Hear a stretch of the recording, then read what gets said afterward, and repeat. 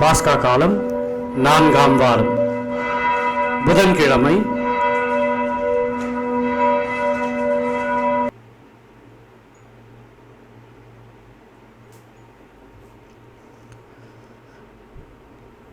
இன்றைய திருப்பலி வாசகத்தின் பதிலுரை பாடலாக, கடவுளே மக்களினத்தார் உம்மை போற்றி புகழ்வார்களாக.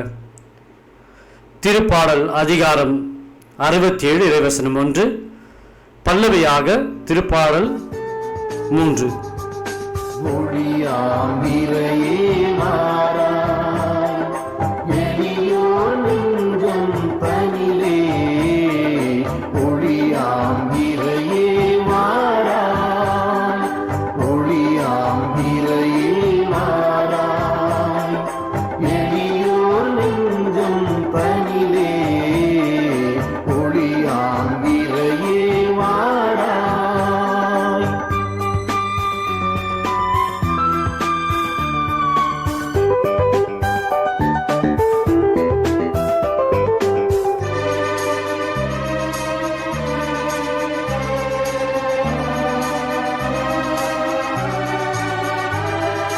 விண்ணில் வாழும் விமலா, மண்ணில் வாழும் மாந்த.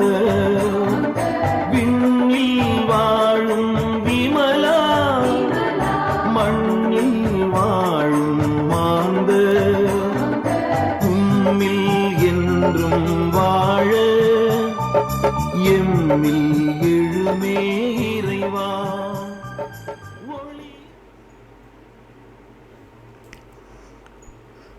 முதல் வாசகம். பர்னபாவையும் சவுலையும் எனது பணிக்காக ஒதுக்கி வையுங்கள். திருத்தூதர் பணிகள் நூலிருந்து வாசகம். அதிகாரம் 12 இறைவசனம் 24 மற்றும் அதிகாரம் 13 மற்றும் 5.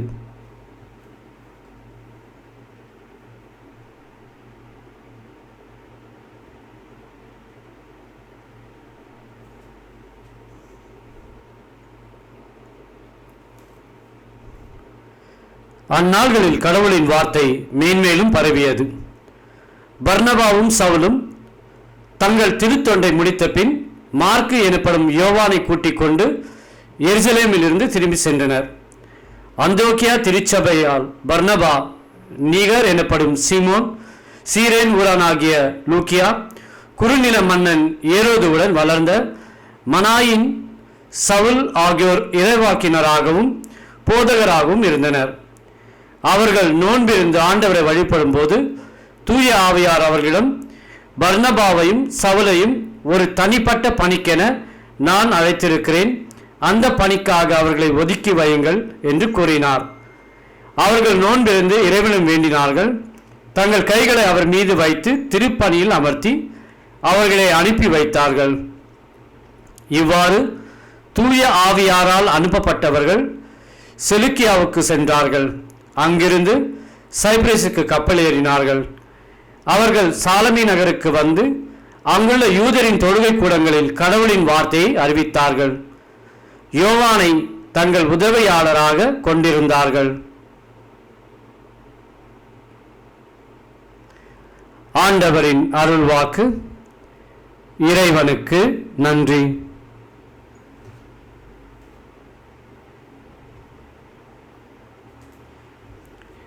பதிலுரை பாடல். கடவுளே எம்மீது இறங்கி எமக்கு ஆசி வழங்குவீராக. உம் திருமுக ஒளியை எம்மீது வீசுவீராக. அப்பொழுது உலகம் உமது வழியை அறிந்து கொள்ளும்.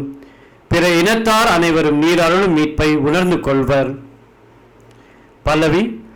கடவுளே மக்களினத்தார் உம்மை போற்றி புகழ்வார்களாக. வேற்று நாட்டினர் அக்களித்து மகிழ்ச்சியுடன் பாடிடுவாராக. ஏனெனில் நீர் மக்களினங்களை நேர்மையுடன் ஆளுகின்றீர், உலகின் நாடுகளை வழிநடத்துகின்றீர்.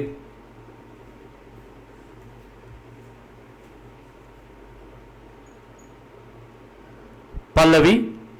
கடவுளே மக்களினத்தார் உம்மை போற்றி புகழ்வார்களாக. கடவுளே மக்களினத்தால் உம்மை புகழ்வார்களாக. மக்கள் எல்லாரும் உம்மை போற்றுவார்களாக. கடவுள் நமக்கு ஆசி வழங்குவாராக. உலகின் கடை எல்லை வரை வாழ்வோர் அவருக்கு அஞ்சுவாராக. பல்லவி. கடவுளே, மக்களினத்தால் உம்மை போற்றி புகழ்வார்களாக.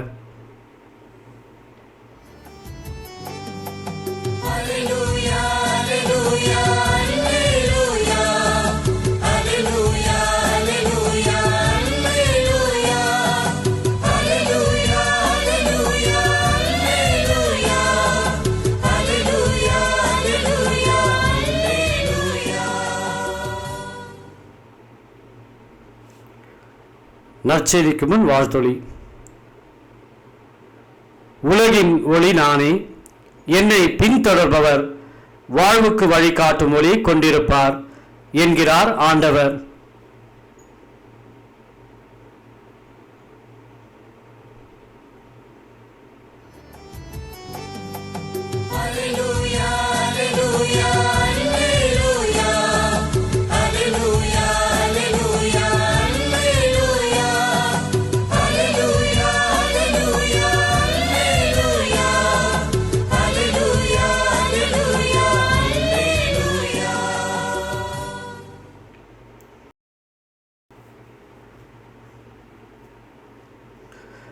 நற்செய்தி வாசகம்.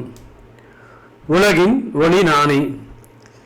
யோவான் எழுதிய தூய நற்செய்தி வாசகம், அதிகாரம் 12, இறைவசனம் 44 முதல் 50 முடிய.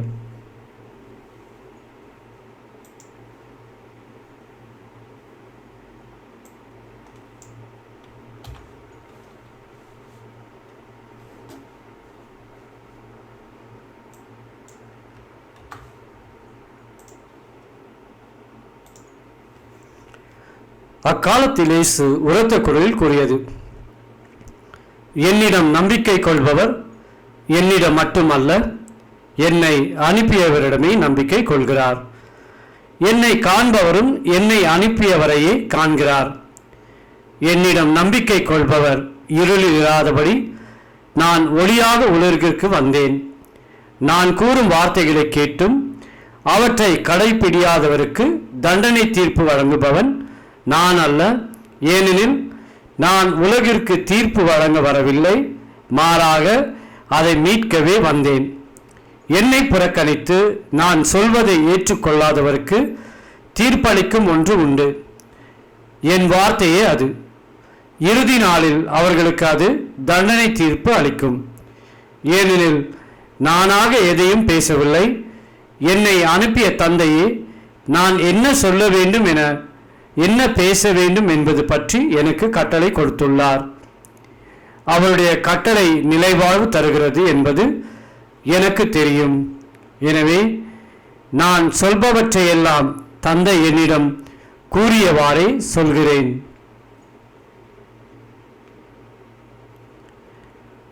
ஆண்டவரின் அருள்வாக்கு.